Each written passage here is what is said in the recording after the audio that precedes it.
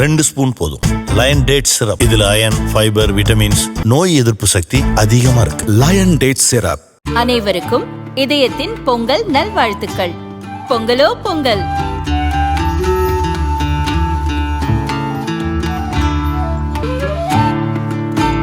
அனைவருக்கும் இதயம் மந்த்ராவின் பொங்கல் தின நல்வாழ்த்துக்கள். பொங்கலோ பொங்கல். கோவை ஆர்எஸ்புரம் பகுதியைச் சேர்ந்த மாணவன் ஹர்ஷவர்தன், வயது 18, சரவணப்பட்டியில் உள்ள தனியார் என்ஜினியரிங் கல்லூரியில் படிக்கிறார்.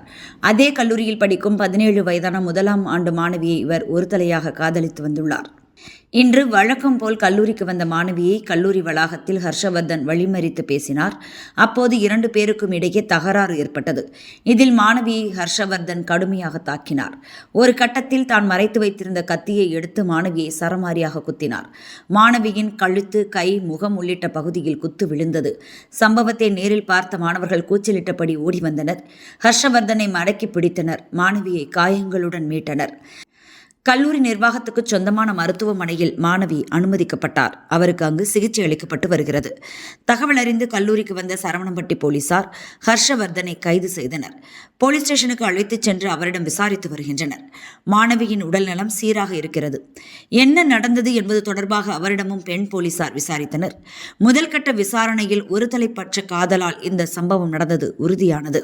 தனது காதலை ஏற்காத விரக்தியில் இருந்த ஹர்ஷவர்தன் மற்ற மாணவர்களிடம் பேசக்கூடாது என்று மாணவியை கண்டித்துள்ளார். அப்போதுதான் தகராறு ஏற்பட்டிருக்கிறது. இதில் தான் ஆத்திரத்தில் மாணவியை கத்தியால் குத்தியிருக்கிறார் இந்த மாணவன். கல்லூரி வளாகத்திலேயே நடந்த இந்த கொடூர சம்பவம் தொடர்பாக போலீசார் தொடர்ந்து விசாரித்து வருகின்றனர்.